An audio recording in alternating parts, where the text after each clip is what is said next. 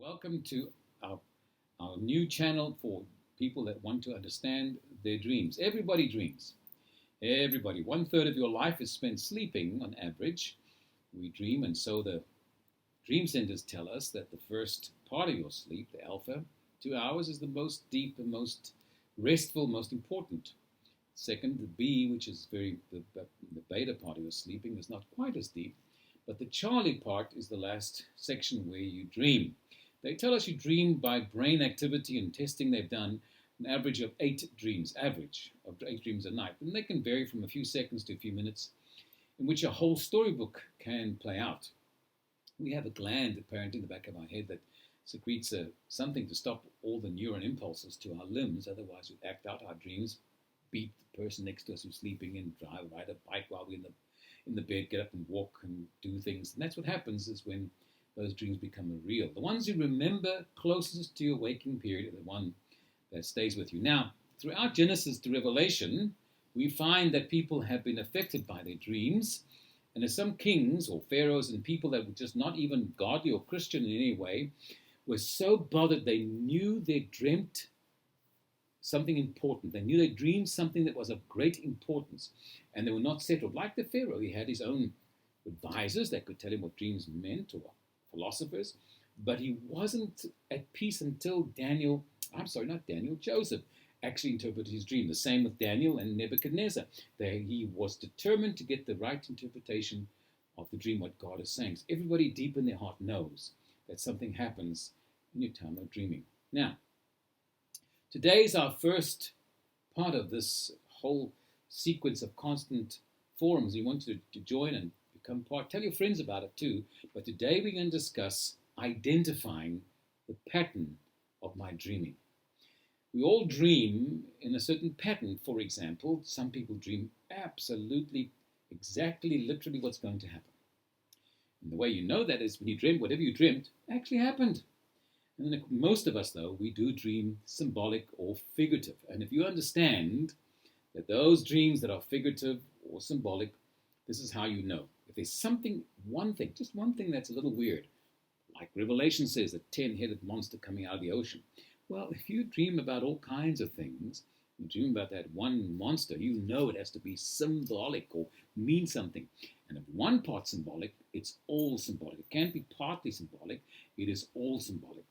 So please understand that you can identify your symbolisms, but once you've seen in your life a pattern, if you've seen, I've begun to dream, I keep dreaming these strange things. Don't dismiss things or language of dreaming because it sounds weird. You dreamt about going to the toilet, or dreamt about some sexual thing, or dreamt about some strange, embarrassing thing. Do not dismiss it because they all have symbolic meanings if you dream symbolically. If you dream literal, pay attention to what you're dreaming and why. You have to look for a pattern. Why am I dreaming this is a dream for me? Another very important part in your identification of your dreams. Am I dreaming for myself, for someone I'm praying for, believing for? Nebuchadnezzar dreamt specifically a statue because he asked God to tell what would happen to his kingdom after he was gone. What's going to become of the kingdom? So that was a response from God about that dream. Now, there are other things. You can find, not Nebuchadnezzar, you can find Pontius Pilate, how his wife dreamt about Jesus. He was his wife, so it's very normal. God gives us women or wives to complete us, because when Adam was created, it was incomplete and it wasn't good, God said in Genesis. So when God made woman, it was to complete what seemed to be unfinished. So in Pontius Pilate's life, his wife completed or helped to protect him by having a dream about this Jesus. Have nothing to do with this Jesus, she said. So she was dreaming, and her pattern was not for herself, but for the commitment or job or career or vision or obligation he had. So if you are a business person or a pastor, and your wife dreams or someone dreams about for you, it's attached to you, it's for that pattern. Look for those patterns of when you're dreaming, who you're dreaming for. Usually you start in a pattern. Now, I will say most of us, especially in the beginning, dream dreams for ourselves. God's ministering to us in dreams. Some dreams are not even a message, but rather just like a spiritual surgery. We took years to get wounded and hurt and depressed or have wrong sexual exposures. It takes time after you are saved and God's made a new creation to rid your mind. Your mind is not saved like your spirit man is, because your mind has to be renewed by the word of God every day. But sometimes God will go in while you're sleeping and do spiritual surgery and pull out those things. And people tell me, I dreamed about my dad who's dead 20 years. God's going right into the deep, because Jesus said, I have come to heal the brokenhearted and set the captive free. Those who are brokenhearted are usually brokenhearted by things that go throughout their childhood. So in your dreaming process, God will speak to you or minister to you while you're dreaming. You may cry, you may have emotional, you may have such an excitement, and who knows what happens, but he does do something while you're dreaming.